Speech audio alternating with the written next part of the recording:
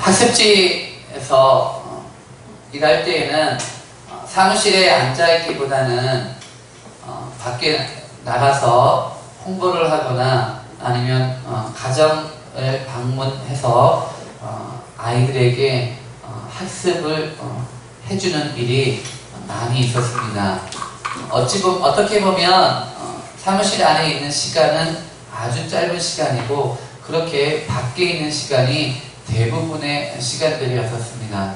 그러다 보니까 부산 시내에 많은 곳들을 다닐 수가 있었습니다. 다닐 때마다 참 가기 꺼리는 그 길이 있었습니다. 주로 서면 지하 상가를 들어가는 입구나 아니면 육교가 있는 코스는 참 가기가 부담스러울 때가 있었습니다. 왜냐하면 서면 지하 상가는 그렇게 많이 다니지는 않았지만 간혹 가다가 다니는 경우였었고 대부분 육교를 건너야 하는 경우들이 있었는데 특히 연산동 쪽에 있는 육교를 건널 때 그런 일이 참 많이 있었습니다. 꼭 육교에 있는 분들이 있었지요.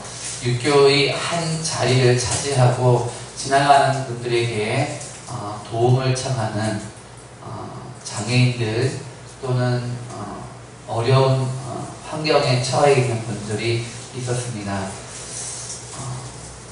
지난주에도 그 길을 걸어갔고 얼마 전에도 그 길을 걸어갔고 또 오늘 걸어갈 경우에 마음의 부담은 내 주머니에 있는 동전이나 내 지갑에 있는 지폐를 그들에게 주어야 하는데 지난번에 주었는데 오늘 또 주어야 하는가, 지난주에 주었는데 오늘 또 주어야 하는가, 지난번에 주었는데 오늘 또 주어야 하는가 하는 고민들을 하는 경우들이 많이 있었습니다.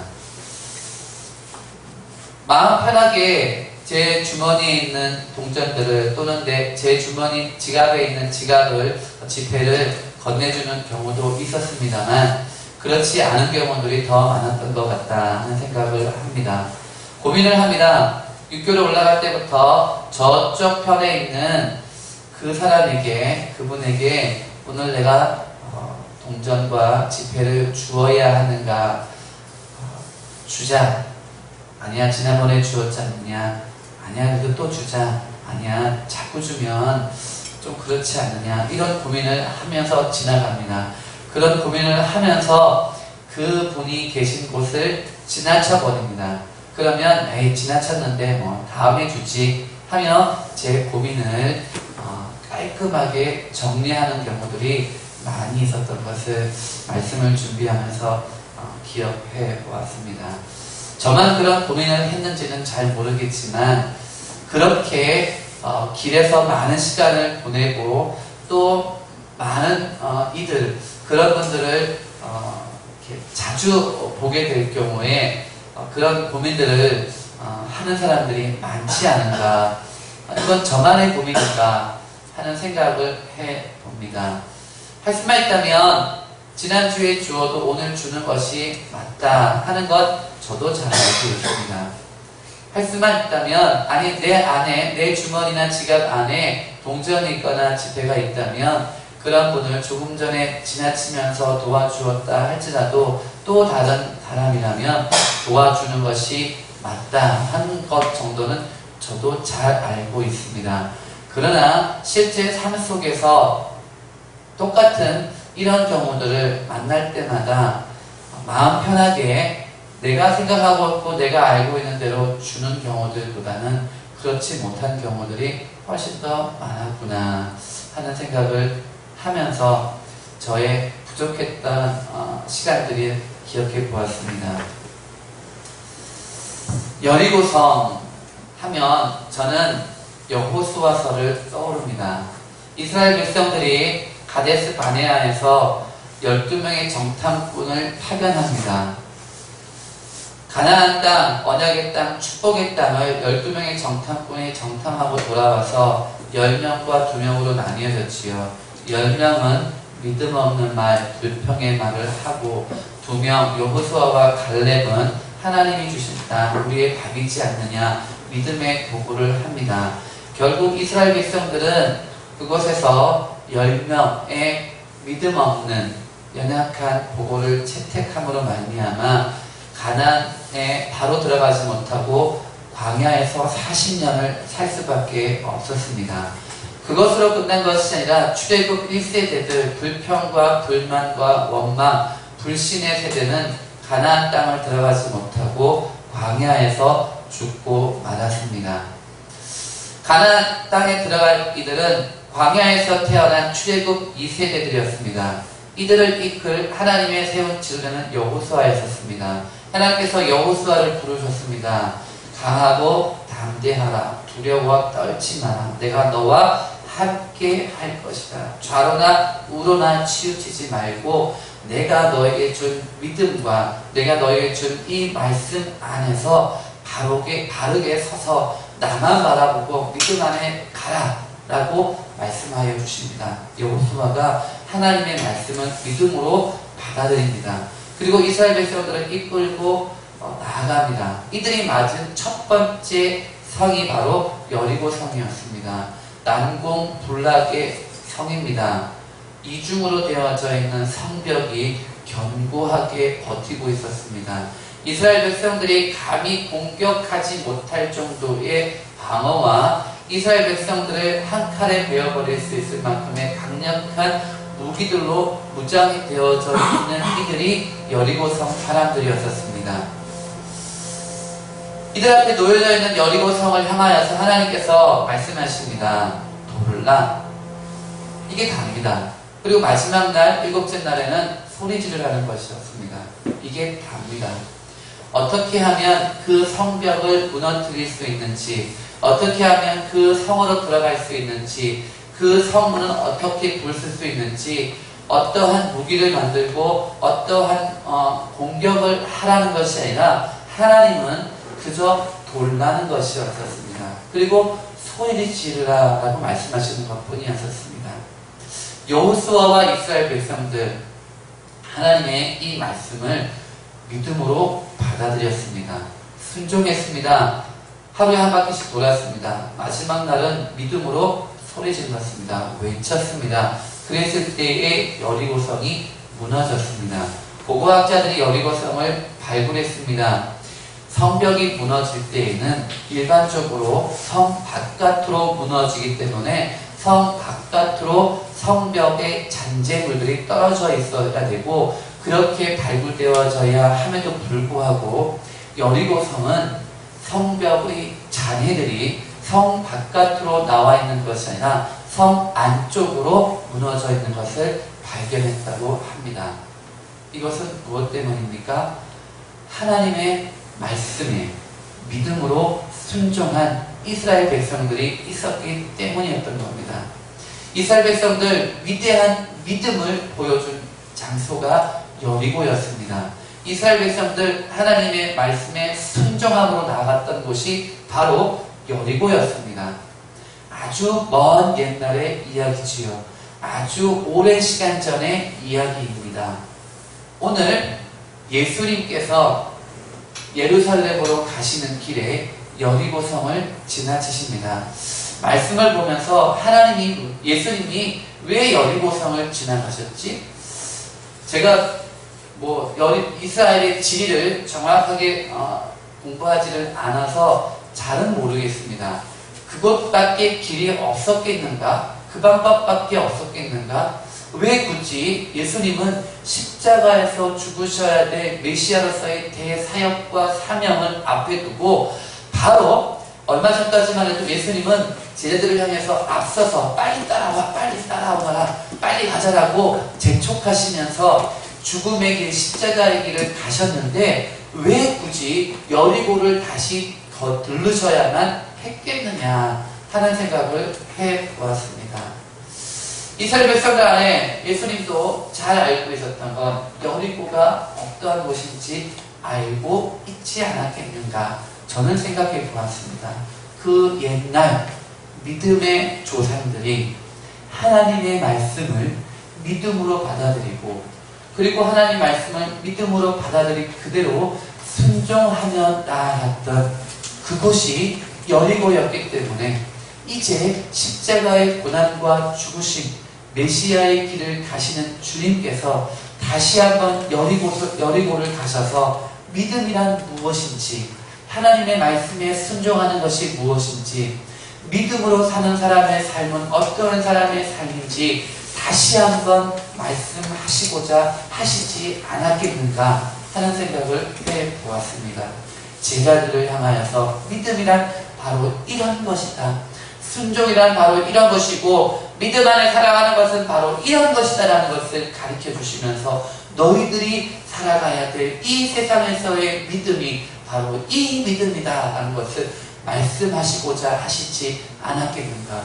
그리고 오늘 이 말씀을 받는 이 시대를 살아가고 있는 믿음의 사람들에게 예수님은 믿음의 삶이란 이런 것이다 라는 것을 다시 한번 우리들에게 하시고자 하시지 않았겠느냐 하는 생각을 해보았습니다. 동일한 이 여리고성 소경의 치유 사역을 마태복음에서도 누가복음에서도 기록을 하고 있습니다. 무슨 말입니까? 이 사역은 중요했다는 겁니다. 빼놓을 수 없는 사역이라는 겁니다. 무엇보다 중요하다는 이야기지요. 그런데 말씀을 살펴보면 마태복음과 마가복음은 예수님이 이 여리고성 소경의 치유 사역을 예수님이 여리고에서 나오는 때에 하신 것처럼 기록을 해 놓았습니다. 그런데 누가복음을 보면 거꾸로 이 여리고성의 소경의 치유 사역을 예수님이 여리고성을 들어가실 때에 하신 사역처럼 기록해 놓았습니다. 무슨 의미일까? 왜 마태와 마가는 나오면서 왜 누가는 들어가면서 이거 성경의 오류 아니냐, 성경이 잘못된 거 아니냐라고 생각할 수 있다는 겁니다. 그래서 이 부분에 대해서 살펴보았습니다. 이건 두 가지로 생각을 할 수 있습니다. 하나는 여리고성 사역을 바라보았던 마태와 마가 그리고 누가의 위치입니다. 여리고성은 조금 더 자세히 이 당시 때를 살펴보면 구여리고성과 신여리고성이 있었다고 합니다. 이 둘 사이에는 약 1.5km의 간격이 있었는데 구여리고성이 있었고 새로운 여리고성, 헤롯 대왕이 만든 새로운 여리고성이 있었습니다. 그래서 예수님이 구여리고성에서 나오실 때에 그리고 새로운 여리고성으로 들어가실 때에 이 사역을 하셨는데 마태와 마가는 구여리고성에서 이 사역을 바라보았고 누가는 새로운 여리고성에서 이 사역을 바라보았기 때문에 예수님이 나가실 때에 이 사역을 하셨다, 예수님이 들어오실 때 이 사역을 하셨다 라고 기록해 놓았다는 것입니다. 또 하나는 예수님이 여리고성에 들어가실 때에 이 소경의 부르짖음을 들으시고 여리고성에 들어가셔서 사역하시고 나신 다음에 나오실 때에 이 소경을 치유하여 주셨다라고 하는 입장 두 가지가 있습니다.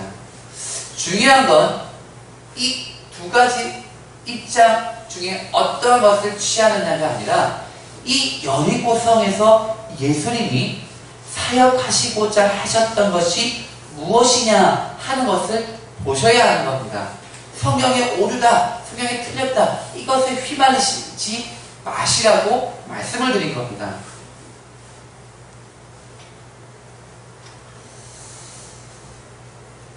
오늘 말씀을 보면 우리가 그냥 지나쳐버리고 말할 단어가 나옵니다. 저도 성경을 수없이 읽었지만, 복음서를 수없이 읽었지만, 아니 이런 말씀이 여기 있었다니 하는 그런 말이 하나, 그런 단어가 하나 있습니다. 무엇이냐면 50절 말씀입니다. 맹인이 겉옷을 내버리고 뛰어 일어나 예수께 나아오거늘 이라고 말씀하고 있습니다. 맹인이 겉옷을 내버리고 뛰어 일어나 예수께로 나아갔다라고 말씀을 하고 있습니다. 여기서 겉옷을 우리가 한번 보는 겁니다. 지역적으로 어느 하나에 막 내어서 보자는 것은 아닌데 이 겉옷이라는 것이 왜 오늘 이 예수님의 사역 가운데에 나오냐는 것입니다. 겉옷, 우리하고 좀 다르지요. 중동지방, 이스라엘 땅, 이쪽 아랍 사람들의 옷은 통으로 되어져 있는 옷 아닙니까? 그리고 이 사람들의 이 옷에 있어서 겉옷의 개념은 우리가 바라본 이 통으로 되어져 있는 이 겉옷을 이야기를 합니다. 중동지방은, 이쪽 지방은 낮에는 따뜻하고 덥기도 합니다. 그런데 밤에는 기온이 급강해서 굉장히 춥답니다. 그래서 이 통으로 되어져 있는 이 겉옷이 우리의 이불과 같은 기능을 합니다. 그래서 이 겉옷이 없으면 밤을 지새기가 굉장히 어렵다고 합니다. 심지어 돈이 급한 사람이 자신의 겉옷을 우리의 전당포 같은 곳에 맡기고 돈을 빌렸을 경우에 밤이 되면 전당포 주인은 이 겉옷을 맡긴 이에게 겉옷을 내어주어야만 했답니다. 왜냐하면 밤의 추위를 견딜 수 없기 때문에. 그리고 다시 다음날 이 사람은 옷을 전당포 주인에게 맡겨야만 했답니다. 그 정도로 겉옷은 소중한 겁니다. 귀중한 겁니다. 없어서는 안 되는 것입니다. 특히 이 거지였던 소경 바디메오에게는 이 겉옷마저 없다면 그는 하룻밤 사이에 추위에 죽음을 맞이할 수 있을 정도로 귀중하고 소중한 것이 겉옷이었다는 겁니다. 엘리야가 엘리사를 부를 때였습니다. 엘리사가 시골에서 12결의의 소를 이끌고 몰면서 밭을 가고 있을 때에 엘리야가 엘리사를 지나갑니다. 그때 엘리야가 엘리사를 부를 때에 너 날 따라와서 내 제자가 돼 라고 말하지 않고 엘리야가 그의 겉을 던져서 12결의의 소를 이끌고 있는 엘리사의 그 위에 그 기구 위에 떨어졌다라고 말씀을 하고 있습니다. 무엇입니까? 이스라엘 사람들에게 있어서 이 겉옷은 밤을 지새기 위해 꼭 필요한 소중한 것이기도 하지만 어떠한 한 사람의 명예와 어떠한 사람의 어떤 권위, 자격, 사명, 의무 이러한 것들을 의미를 하는 또 다른 기능을 하고 있는 것이 겉옷이었다는 것입니다. 자, 보는 겁니다. 이런 귀중하고 소중하고 명예롭고 의미를 가지고 있는 이 겉옷을 지금 예수님이 불렀습니다. 그러니까 이 소경 바디메오가 벌떡 일어나면서 예수님을 향해서 뛰어가는데 그의 겉옷을 불러서 벗어버리고 뛰어갔다라고 말합니다. 없어서는 안 되는 겁니다. 가장 소중한 겁니다. 가장 의미 있는 것입니다. 근데 그것을 버리고 뛰어갔다라고 말씀하고 있습니다. 예수님이 마태복음과 마가복음에는 기록되어 있지 않지만 누가복음에서 예수님이 이 여리고성을 찾아가셨을 때 또 한 가지 귀중한 사역을 하셨습니다. 우리가 성경학교 때 들었던 그리고 주일학교 때 그렇게 귀가 닳도록 들었던 세리장 삭개오의 만남이 이 여리고성에서 있었습니다. 예수님이 오신다는 소문을 삭개오가 들었습니다. 삭개오는 외톨이입니다. 왕따당하던 사람입니다. 아무도 그런 인간 취급하지 않던 사람입니다. 기억하실 겁니다. 예수님께서 세관 안에 앉아있었던 레위를 부르실 때의 장면을 기억하실 겁니다. 예수님께서 그를 부르셨습니다. 그가 예수님의 부름에 응답하고 예수님을 따라갔습니다. 그가 가지고 있었던 모든 것을 내어버렸습니다. 그가 가지고 있었던 재산을, 그가 가지고 있었던 모든 명예를, 그가 가지고 있었던 모든 부귀를 다 벗어버리고 다 내려놓고 예수님의 부름에 응답하고 달려갔다고, 따라갔다고 말씀하셨습니다. 그리고 예수님을 그의 집으로 초청했습니다. 초대했습니다. 예수님과 함께 식사를 합니다. 근데 그 자리에 누가 있었습니까? 레위와 같은 그런 세리장들이, 과부들이, 그런 사람 취급받지 못하던 이들이 그들과 함께 식사하고 있었다라고 말씀하셨던 것을 기억하실 겁니다. 삭개오가 예수님이 온다는 소문을 들었습니다. 예수를 만나기 위해 뛰쳐나갔습니다. 이미 길거리는 인산인해입니다. 키가 작았던 그는 예수님을 볼 수가 없었습니다. 만나고 싶었습니다. 먼 발치에서 보고라도 싶었습니다. 예수님과 눈 한 번이라도 마주치고 싶었습니다. 그래서 그가 선택한 방법이 무엇이었습니까? 뽕나무 위로 올라가는 것이었습니다. 우리가 생각하는 것처럼 이스라엘의 뽕나무는 그게 높은 나무가 아닙니다. 우리가 생각할 때 높고 튼튼하고 견고한 나무처럼 생각할 텐데 실제로 이스라엘 땅에 있었던 뽕나무는 그렇게 높은 나무가 아닙니다. 그럼에도 불구하고 삭개오는 그의 모든 권세, 권위, 명예, 사회적인 지위 다 버리고 예수님 한번 보기 위해 그 뽕나무 위로 올라갔습니다. 예수님께서 그를 만나주셨죠. 찾아가셔서 말씀하셨습니다. 내려와라. 내가 오늘 너희 집에 유하겠다. 난리가 났습니다. 축제의 장으로 변했습니다. 예수님이 세리장 삭개오의 집에 찾아가셨습니다. 그리고 그와 함께 식사하셨습니다. 그때 예수님을 만났던 삭개오, 예수님이 만나주심으로 말미암아 예수님이 뽕나무 위에 자기를 찾아오셔서 내려오라고 말씀하시는 그 주님을 만남으로 말미암아, 그리고 자신의 집을 찾아오신 그 예수님으로 말미암아 그의 인생이 바뀌어버렸지요. 고백합니다. 내가 내 재산의 반을 뚝 떼어서 가난한 자에게 나눠주겠습니다. 내가 빼앗은 것들이 있습니다. 내가 법의 테두리 안에서 합법적으로 빼앗은 것들이 있습니다. 그것 다 하나님 제가 4배로 갚아주도록 하겠습니다. 고백하지요.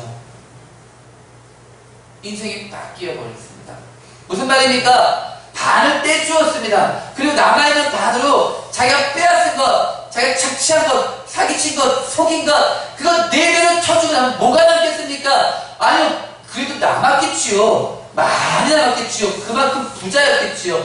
그런데 그만큼 부자였던 이가 상대적으로 반을 떼면 얼마나 가난하게 느끼겠습니까? 자기가. 얼마나 없다고 생각할 수 있겠습니까? 자기가. 그런데 그것도 모자라서 4배씩 쳐주고 나면 많이 남아있다 할지라도 그 이전 4배를 쳐주기 이전, 그리고 반을 떼주기 이전에 비해는 상대적으로 얼마나 가난해졌겠습니까? 그럼에도 불구하고 그는 떼주겠다고, 갚아주겠다고, 다 주겠다라고 이야기했다라는 겁니다. 무엇입니까? 내가 예수님을 믿는데, 예수님을 따라가는데 걸거치장한 것이 있습니다. 바로 이 재물이, 이 재정이 내가 예수님을 따라가는 데 있어서, 예수님 믿고 살아가는 데서 방해가 되는 것이라면 내가 이것 과감히 내려놓겠습니다 라고 삭개오가 고백하고 그 고백한 대로 실행하더라는 것입니다. 무엇입니까? 하다못해 이 거지였던 소경 바디메오조차도 그에게 가장 소중하게 여겼던 그 겉옷이 예수님을 따라가는 데 있어서 방해가 된다면 내가 그것 내버리겠습니다라고 고백하며 나갔던 것처럼 삭개오가 예수님을 믿고 내 삶이 변화되었는데, 예수님 내 삶이 변화되었는데 이 재물이, 이 재정이 변화된 내 삶을 방해하는 것이라면 나는 과감하게 그것을 내 발이라 할지라도 내 비를 쳐서 갚아주는 것이라 할지라도 다 버리고 포기하고 주님을 따라가겠습니다라고 고백하고 있더라는 겁니다. 우리는 말씀을 기억할 겁니다. 몇 주 전에 봤죠? 부자 청년, 그가 예수님께 왔습니다. 예수님, 영생을 얻고 싶습니다. 영원히 살고 싶습니다. 하나님과 함께 영원히 살고 싶습니다. 어떻게 하면 되지요? 간단해. 내가 하나님께 주신 계명 지키면 돼. 율법을 지키면 돼. 예수님, 에이, 그 정도는요, 제가 어릴 때부터 잘 지켜왔습니다. 나만큼 도덕적이고 윤리적이고 법 앞에 떳떳한 사람이 있으면 나오라고 하십시오 라고 이야기를 합니다. 저는 이 말씀을 들으면서 굉장히 궁금합니다. 굉장히 궁금했습니다. 아니, 청년인데 부자가 됐다. 어떻게 해서 청년인데 부자가 되지? 어떻게 부자인데 청년이 부자일 수 있지? 가장 가능성 있는 건 그의 부모가 부자였다는 것입니다. 근데 그의 부모가 부자가 아니었다면 그는 주식에 투자했을까요? 펀드에 투자했을까요? 아니면 땅 장사를 했을까요? 잘 모르겠습니다. 우리의 가능성은 그의 부모가 부자였다는 것에 둘 수밖에 없습니다. 그러니 그가 나는 사기치지 않았습니다. 나는 속이지 않았습니다. 나는 윤리와 도덕에서 정직합니다 라고 이야기할 수 있지 않았겠나 생각합니다. 그럼 예수님께서 말씀합니다. 그래? 잘했어. 그럴 줄 알고 있었어. 사실은 그것이 아니라 너가 재산이 많지 않느냐, 재물이 많지 않느냐, 그거 다 팔아서 가난을 나눠주고 나를 따라오거라 라고 말씀하십니다. 사도행전에 보면 그렇게 한 사람이 있습니다. 누굽니까? 바나바입니다. 바나바, 정확하게 잘 모르지만 그는 부자였습니다. 그는 예수를 만나고 나서, 예수를 믿고 나서 인생이 변화된 사람입니다. 그는 그가 가지고 있는 모든 것들을 다 팔아서 교회에 헌금했습니다. 고아와 바보와 가난한 자들을 위해서, 먹을 것과 입을 것을 위해서 교회가 주님의 이름으로 행하기를 원하는 마음으로 그는 그의 모든 재산을 팔아서 교회에 헌금했습니다. 그리고 그는 주님을 따랐습니다. 그리고 주의 복음을 위하여 그 남은 일평생을 살았습니다. 바울과 함께 전도 여행을 떠났습니다. 마가와 함께 전도 여행을 떠났습니다. 이 부자 청년, 가진 것이 얼마큼 많은지는 잘 모르겠지만 가진 것이 너무 많아서 그거 포기할 수 없어서 그냥 떠나갔다라고 말씀하고 있습니다. 보십시오. 부자 청년은 예수님을 만났습니다. 그리고 예수님이 방법까지 가르쳐 주었습니다. 그런데 이 거지 바디메오는, 그리고 삭개오는 예수님을 만났습니다. 예수님 방법 안 가르쳐 줬습니다. 아무 말씀 안 하셨습니다. 그런데 그들이 자신의 가장 소중한 것, 그렇지만 그것이 주님을 따르는데 방해가 된다 생각하고 결론 내린 그것을 과감하게 버리고 주님을 따랐다고 말씀하고 있습니다. 가르쳐줘야만 됩니까? 아니죠. 가르쳐줘도 못하는 이가 있는 반면에 가르쳐주지 않아도 그렇게 응답하고 헌신하는 이들이 있더라는 겁니다. 주중에 귀한 만남을 가졌습니다. 아주 귀한 만남이고 저 자신을 다시 한번 돌아볼 수 있는 시간이었습니다. 그 마음 가운데 제가 찔리는 부분이 하나 있었습니다. 굉장히 다 찔렸지만 참 찔리는 부분이 하나 있었습니다. 사역하면서 이루지 못하는 저의 몇 가지들이 있습니다. 그 중에 하나가 제가 굉장히 좋아하는 축구입니다.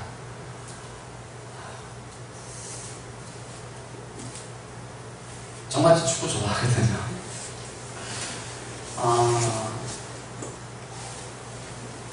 여러 가지 이유 때문이기도 합니다.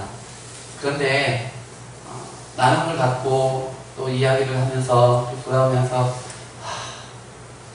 축구가 나에게 그렇게 귀중하고 소중하고 정말 굉장한 의미가 있는 건데 이것이 혹 주님의 사역을 방해하는 나의 가치를 두고 있는 것이지 않겠는가 하는 생각을 해보았습니다. 그러면서 마음 가운데 하나님 더 가치 있는 하나님의 사역을 주셔서 하나님 제가 이 축구 사역 점점 줄일 수 있도록 해주십시오. 하나님 이것이 내가 주님의 사역을 하는데 방해가 되는 것이라면 하나님 이것까지도 내려놓을 수 있는 하나님의 사람이 되어야 되지 않겠습니까? 근데 하나님 저 혼자 못해요. 도와주세요 하고 기도합니다. 우리가 주님을 따르는 데 있어서 우리가 가치를 두고 있고 소중하게 여기는 것이 분명히 있습니다. 성경은 그것을 재정과 재물이라고 하는 것을 통해서 말씀하고 있고 또 겉옷이라고 하는 것을 통해서 말씀하고 있는 것 뿐입니다. 무엇일지 모르겠습니다. 하나님께서 말씀하십니다. 그건 하나님과 직접 말씀하시고 하나님 직접 들으십시오. 내가 소경 바디메오가 귀중하게 여겼던 그 겉옷처럼 내가 삭개오가 생각했던 그 가장 귀중하게 생각했던 그 돈처럼 그리고 그 부자청년이 소중하게 여겼던 그 돈처럼 여기는 것이 혹 있는가? 있다면 무엇인가? 한번 하나님께 물어보는 겁니다. 그리고 듣는 것입니다. 그리고 하나님께 기도하는 겁니다. 하나님, 만약에 그것이 주님을 따르는 데 있어서 너무 무거운, 너무 걸거지장스러운 방해가 되는 것이라면 하나님, 자연스럽게 하나님 그것이 나에게서부터 떨어져 나갈 수 있도록 도와주십시오. 그리고 내가 그것을 버릴 수 있는 힘과 용기와 지혜를 주십시오. 라고 기도하는 겁니다. 그러면 우리 가운데 그런 것이 없어지지 않겠습니까? 저는 그렇게 생각합니다. 저는 그렇게 믿습니다. 그것보다 더 소중한 거 주실 겁니다.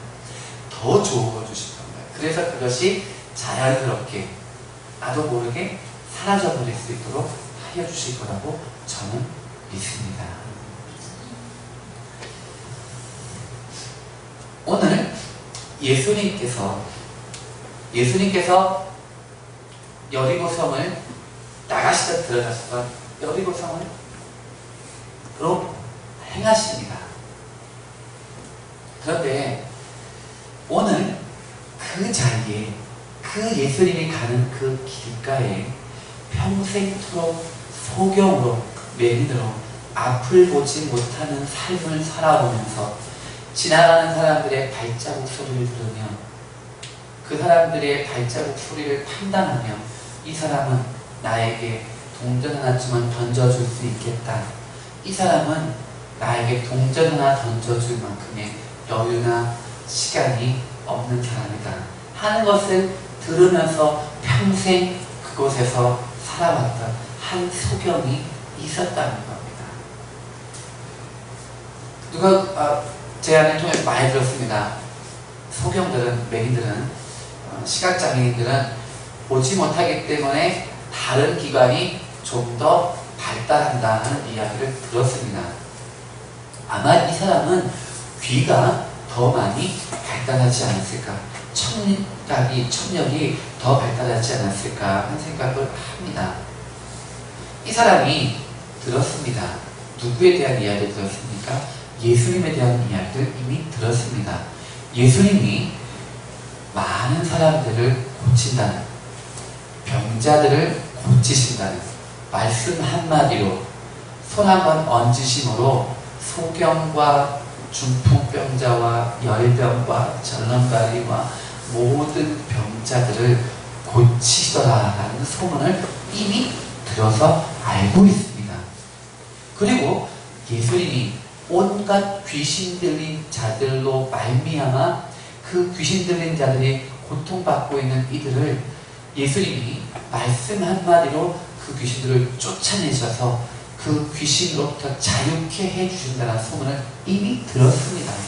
듣고 알고 있습니다. 그의 평생의 소원은 그 예수님 한번 만나는 겁니다. 그의 평생의 소원은 예수님한테 한번 가는 겁니다. 그런데 그는 중풍병자가 들것에 실려서 예수님께로 갈 수 있게 해주었던 그런 친척이나 친구들이 없었던 것 같습니다. 그만큼의 우에 있는, 그만큼의 가까운 사람이 없었던 것 같습니다. 아무도 그를 그의 소원하는 대로 예수님께로 데려가 주지 않았던 것 같습니다. 그냥 그렇게 그는 그 예수에 대한 막연한 꿈을 꾸며 막연한 소망을 가지며 한 번만 만나봤으면, 한 번만 그분을 먼 발치에서라도 그분의 발자국만이라도 들을 수 있다면 하는 꿈을, 그런 소망을 가지며 살아왔던 이가 이 사람입니다. 그래도 혈루증 앓고 있던 여인은 예수님을 뒤에서 쫓아가 옷자락이라도 만졌지요. 이 사람은 그것도 못합니다. 그렇게 살아왔던 사람이 이 소경입니다. 그런데 사람들의 발자국 소리가 분주합니다. 이건 그가 평생에 살아오면서 들었던 그 어떤 발자국 소리보다 분주합니다. 무슨 일입니까? 무슨 일입니까? 무슨 일입니까? 도대체 무슨 일이 벌어지고 있는 겁니까? 누군가가 지나가면 됩니다. 나사렛 예수가 지나간다. 보십시오. 평생에 꿈꾸던 꿈이 이루어집니다. 한 번만이라도 먼 발치에서라도 예수님의 발자국 소리만이라도 듣기를 소원하고 꿈꾸던 사람이 바로 이 소경 바디메오였습니다. 소리 지릅니다. 다윗의 자손 예수여 나를 불쌍히 여겨주십시오. 다윗의 자손 예수여 나를 불쌍히 여겨주십시오. 두 번을 외칩니다. 첫 번째 외침은 그냥 큰 외침입니다. 다윗의 자손여 나를 불쌍히 여겨주소서. 그런데요, 원어를 살펴보면 두 번째 이 다윗의 자손 예수여 나를 불쌍히 여겨주소서라고 하는 이 외침은 그냥 외침이 아니라 비명 소리입니다. 제가 감히 여기서 흉내낼 수 없을 정도의 비명이 어떤 정말 절규하는 다윗의 제가 어떻게 표현을 못하겠습니다. 제가 받은 이 그 말씀의 그 의미를 그 정도를 제가 표현하지 못하겠습니다. 한 가지 확실한 건 비명입니다. 우리가 상상할 수 없을 정도의 그 비명을 지르면서 이 소경이 외칩니다. 다윗의 자손 예수여 나를 불쌍히 여겨주시옵소서 외치고 있더라는 겁니다. 이거였겠습니까? 아니요. 이것은 그 사람의 비명 소리에 비하면 가깝지도 않습니다. 비명 소리를 외칩니다. 그렇게 외치는 이 소리를 주님이 들으셨습니다. 뽕나무 위에 올라가서 그저 먼 멀지에서 예수님에도 보기를 소원했던 그 삭개오를 보시고 가셔서 삭개오에게 내려오너라 라고 말씀하셨던 그 예수님, 그렇게 비명이 났던 절규하며 외치는 이 소경 바디메오의 소리를 수많은 군중 속에 쌓여서 수많은 군중 소리에서도 그 사람의 소리만큼은 예수님이 들으셨더라는 겁니다. 예수님께서 말씀하십니다. 그를 부르라. 그들이 그 맹인을 부르며 이르되 안심하라 일어나라 그가 너를 부르신다.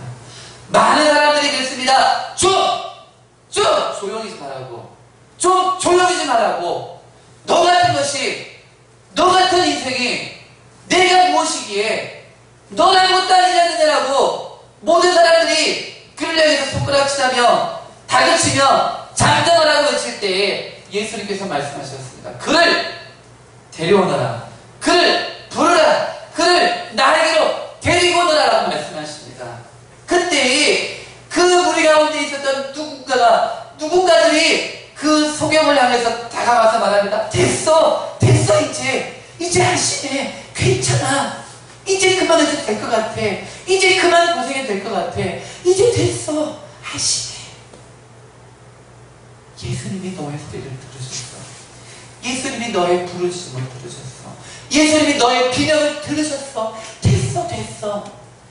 말씀을 보면서 내가 이 일을 해야 되는데, 우리 새벽 이슬교회가 이 일을 해야 되는데, 우리 새벽 이슬교회 성도님들이 오늘도 보이진 않지만 들리진 않지만 영혼의 그 고통 소리를, 영혼의 부르짖음을, 영혼의 비명 소리를 듣고 예수님의 마음을 가지고 그 영혼의 비명을 지르고 있는 이들을 향해서 다가가서 됐다니까, 이제 예수님이 들었어, 예수님이 당신의 소리를 들으셨으니까 안심하십시오, 일어나십시오, 함께 갑시다.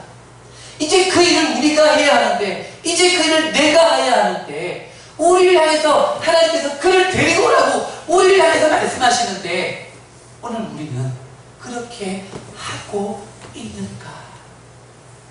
아니 그냥 하는 게 아니라 비명 지르고 있더라니까요. 고통 속에, 아픔 속에 그냥 다윗의 자손 예수가 아니라 우리가 상상할 수 없을 정도의 그 비명을 지르면서 죽겠습니다, 나 이럴 땐 죽어버립니다 하면서 비명 지르고 있는 수많은 이들이 우리 주위에 있는데 그들을 향해서 예수님께서 그를 나에게 데리고 오라고 나에게 말씀하시는데 우리에게 말씀하시는데 우리가 그 말 들으면서 우리가 그렇게 부르짖고 있는데 다가가고 있는가 다시 한번 생각해 보았으면 좋겠습니다. 이번 명절에 서울 가서 제 마음이 참 편했습니다. 감사했습니다. 왜냐하면 저희 큰누님이 이제 제대로 신앙생활을 시작했기 때문입니다. 저희 큰누님 교회도 다녀봤고 성당에도 다녀봤고 또 전도 하여튼 저희 큰누님 뭐 다 다녀봤습니다. 제가 알기로는 교회도 성당에도 점집에도 절에 간 것 같진 않아요. 제가 봤을 때 참 그런 사람이 전도하기 더 힘들잖아요. 다 안 가지 않습니까? 근데 다 갔다 하지 않습니까? 근데 저희 큰 매형이 신앙생활을 하신 지 얼마 안 되셨는데 성가대를 하신대요. 근데 저희 큰 누님이 교회를 다니는데 새신자반을 수료하셨대요. 그리고 새신자반을 수료했다고 저에게 새신자반 수료하면 보통 큰 교회들은 수료증을 줍니다. 사진 찍어가지고 그거 수료증을 저한테 보여주는 거예요. 그러면서 이 상명대학을 가야 될까 지금 고민 중이라고. 제가 금요일날 내려왔습니다. 제가 도착해서 전화했습니다. 큰누님한테 잘 도착했다고. 큰누님이 금요기도에 가고 있는 중이더라고 이야기하더라고요. 저희 큰누님 아직 어린아이 같은 신앙입니다. 아직은 기복적인 신앙이 있습니다. 제가 압니다. 그런데 저희 큰누님이 제가 보기엔 이제 제대로 신앙생활할 것 같습니다. 근데 제가 말씀드리고자 하는 건 저희 큰누님이 혼자 교회에 가지 않았다는 겁니다. 저희 큰누님을 전도한 그 분이 있었다는 겁니다. 저희 큰누님이 언니 기회더라고요. 구역장님은 권사님이라고 이야기하고요. 그 언니 따라서 교회 갔는데 그 언니가 날 교회 들어갔는데 저의 평생의 기도 가운데 하나가 저희 모든 식구들의 모든 가족들이 신앙생활하는 거였습니다. 많이 응답되었습니다. 많이 이루어지고 있습니다. 저희 큰누님을 교회로 인도한 그분 저 모릅니다. 보지 못했습니다. 그런데 감사할 뿐입니다. 너무너무 감사할 뿐입니다. 혼자 절대로 가지 않는 저희 큰누나, 큰누님 이제 신앙생활하고 같이 명절 예배를 드리면서 제 마음 가운데 참 감사했습니다. 사랑하는 새벽의 설교의 성도 여러분, 지금도 이런 가정들이 이런 생명들이 우리 주위에 있습니다. 우리가 그들의 부르짖음, 그들의 절규, 그들의 비명 소리를 들어야 합니다. 저도 들어야 되고요. 저도 참 할 말이 없습니다. 그런데 전해야 되기에 전합니다.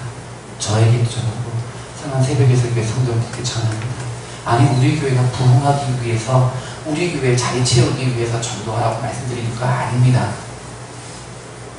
성경에서 말씀하고 있기 때문에 전합니다. 우리 교회로 안 오고 너무 멀어서 그쪽 집 근처에 있는 교회 가도 됩니다. 중요한 건 우리가 그 일을 했다는 겁니다. 누가 가서 그렇게 비명 지르고 있는 그 소경 바디모에게 이야기합니다. 안심하십시오. 됐어요.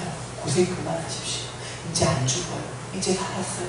됐어요. 주님이 당신의 그 절규를 들었습니다. 놀랍죠? 우리가 그 일을 해야 합니다. 함께 그 일 합시다. 함께 그 사역하라고 우리 부르신 거 아닙니까? 네. 함께 그 사역하라고 우리 교회에 오신 거 아닙니까? 그게 저는 새 교회라고 믿습니다. 선교사님 지난주에 함께 기도하면서 하나님 새 교회, 그냥 이거는 그냥 기존의 어떤 한 교회가 아니라 그냥 기존의 교회가 아닌 새로운 교회가 바로 그런 교회 아니겠습니까? 힘듦지요. 거절할 겁니다. 거부할 겁니다. 오늘 말씀 가운데 보면 이 소경 바디메어를 책망했던 무리들이 있습니다. 많은 사람이 꾸짖어 잠잠하라 라고 이야기를 합니다. 수많은 방해거리들이, 수많은 벽이, 수많은 사단의 방해가, 수많은 귀신들의 방해가 있을 겁니다. 우리 보러 조용히 하라고, 우리 보러 그만하라고, 우리 보러 됐다고, 그만 좀 하라고 많은 이들이 이야기할 겁니다. 그럼에도 불구하고 비명제로 굴는 소리를 들으셔야 합니다. 오늘 말씀에 보면 46절에 그들이 여리고에 이르렀더니 예수께서 제자들과 허다한 무리와 함께 여리고에서 나가실 때에 라고 할 때 여기에 또 하나의 우리의 관심을 드는 대목이 있습니다. 누구냐면 제자들과 허다한 무리입니다.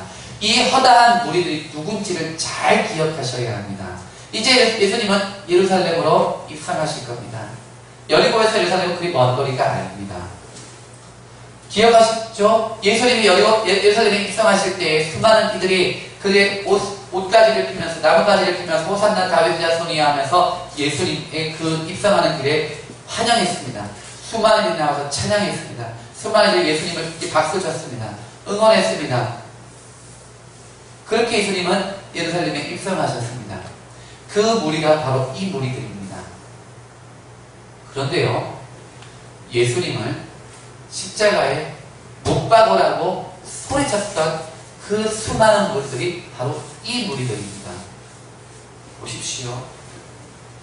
오늘도 많은 사람들은 예수님을 나의 유익을, 나의 배부름을, 나의 주장과 나의 생각을 위한 도구로만 생각하고 있다는 말씀입니다. 그래서 내 구미에 맞으면, 내게 좀 유익이 있으면, 내게 좀 도움이 되면 박수치고 찬양하고 예배하고 소리치며 찬양합니다. 그런데 나에게 조금만 고난이 오고, 나에게 조금만 어려움이 오고, 나에게 조금만 시련이 오면 내가 박수치던 그 예수를 향해서 손가락질하고 불평하고 불만하고 시비하고 원망하는 게 오늘 이 시대의 상당수의 그리스도인들 것을 우리는 기억하셔야 합니다. 사랑하는 새벽의 설교의 성도 여러분, 그런 무리에 끼지 마십시오. 그런 그리스도인 되지 마십시오.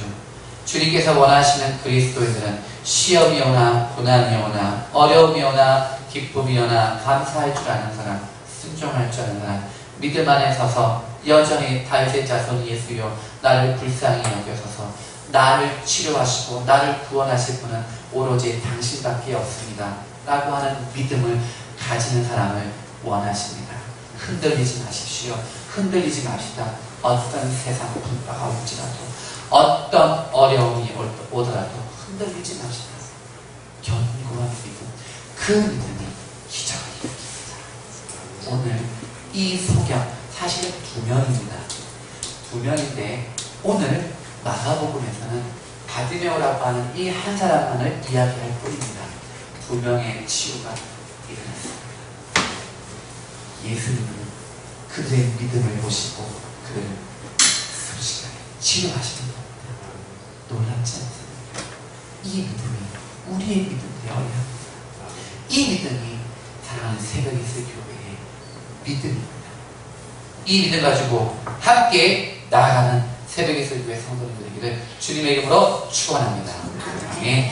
함께 찬양하겠습니다. 모든 상황 속에서 주를 찬양할지라. 주는 너의 큰 상급, 큰 도움이시라.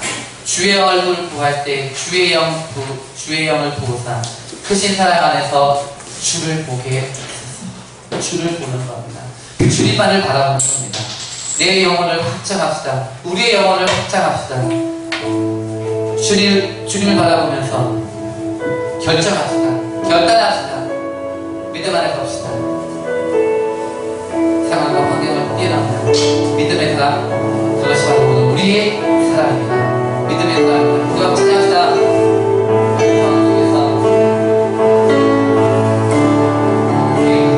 속에서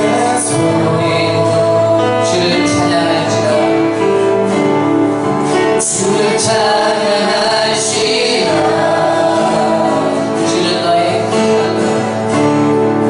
주는 너의 큰 사랑 큰 도움이시라.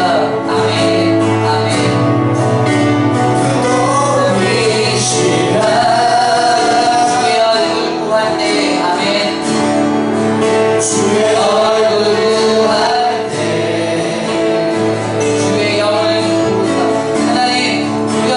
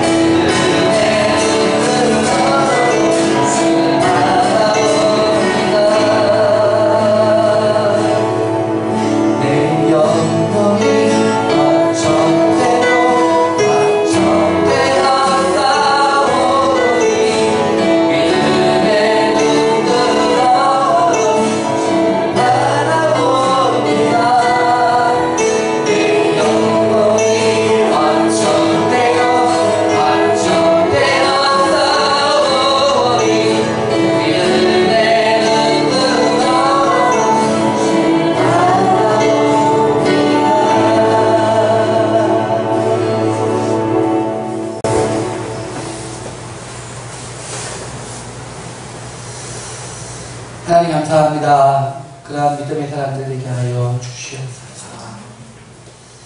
하나님,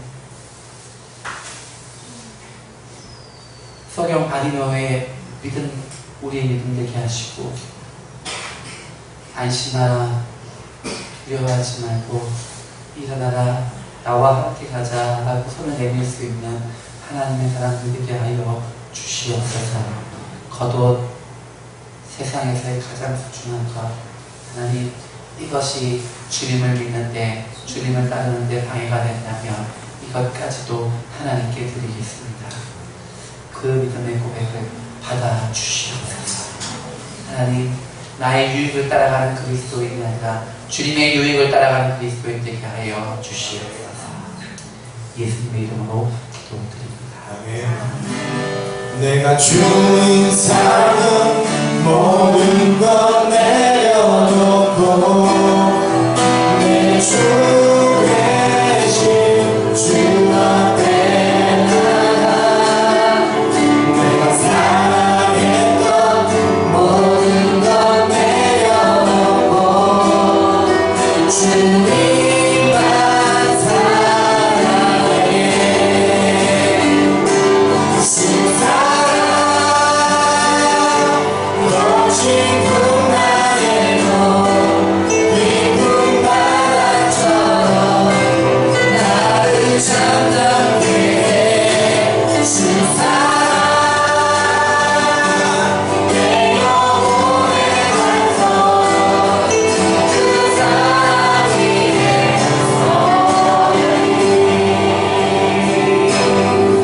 사랑해 가운데 하나님께 드릴 수 있는 재정을 주셔서 감사합니다.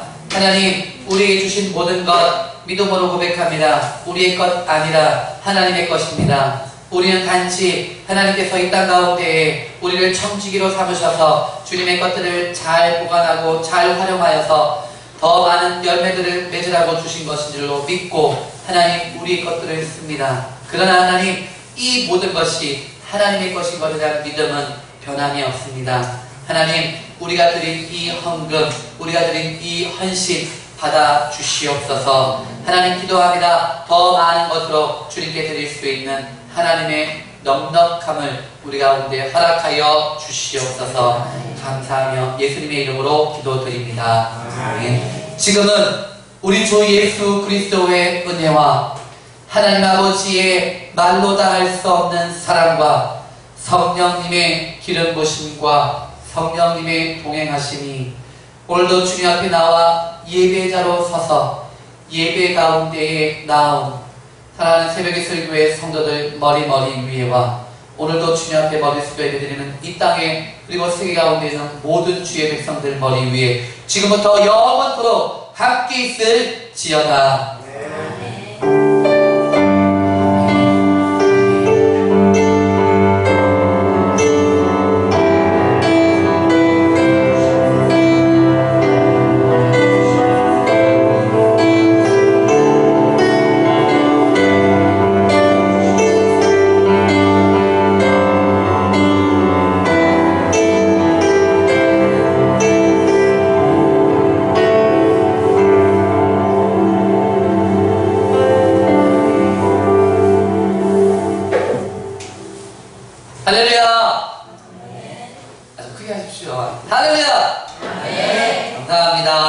추석 명절을 잘 지내셨죠? 이번에는 조금 기간이 여유가 있어서 모두가 다 크게 어렵진 않게 보내실 것 같습니다.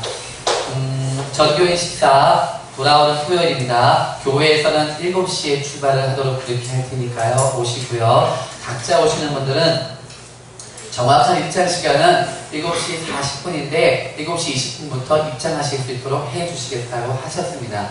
오시고요. 17층에 오시면 엘리베이터가 앞쪽과 뒤쪽에 있어요. 이 놀이의 건물이요.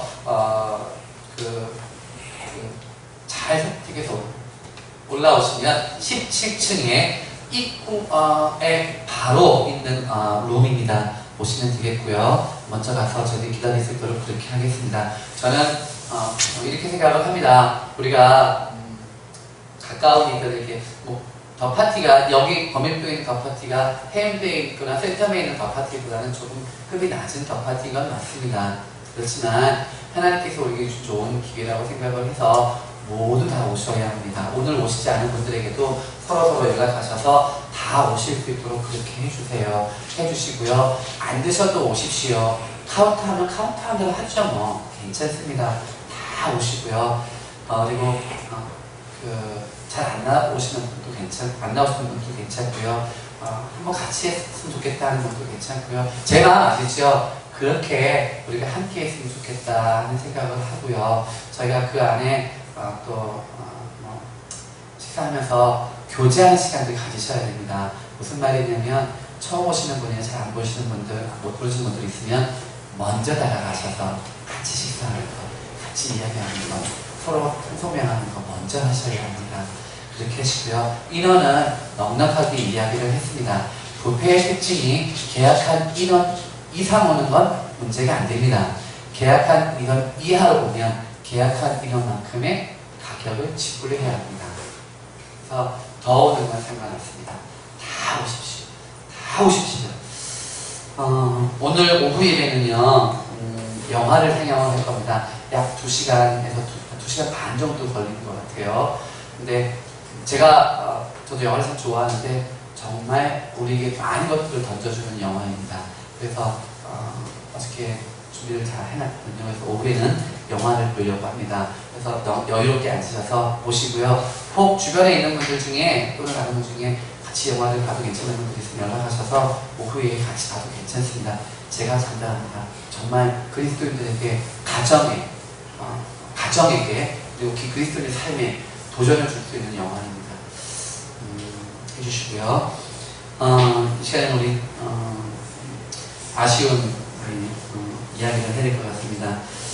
새벽에 설교에 많은 분들이 오셨었습니다. 잠깐 동안 신앙생활 하신 분도 있고요. 그냥 하루 한 번 왔다 가신 분들도 있고 하시는데, 그런 분들은 잠깐 있다 가셨던 분들이기 때문에 우리가 특별히 보내는데 파송을 하진 않았지만, 우리 원우 형제, 우리가 12월 첫째 주다, 12월 말이다, 여러 가지 하다가 국방부에서 올 거 빨리 오라고 유병 통지사가 와버렸습니다. 10월 1일 날 대구로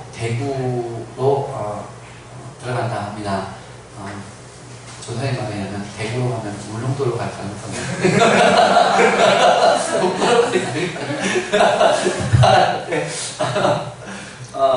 오늘 이제 잠깐 앞으로 나오고요.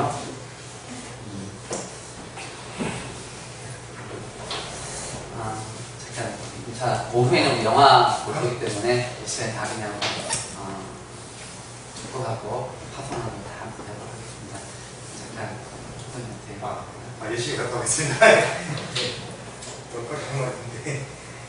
그것까지 해봐야겠어요. 잘 다녀오겠습니다. 저를 위해서 기대해 주십시오. 그런 거 없어요. 독도를 안 하게 해주십시오. 그런 거 없어요. 네. 이 시간 답변 하고요. 다 같이 좀 일어나셔가지고요. 나오셔서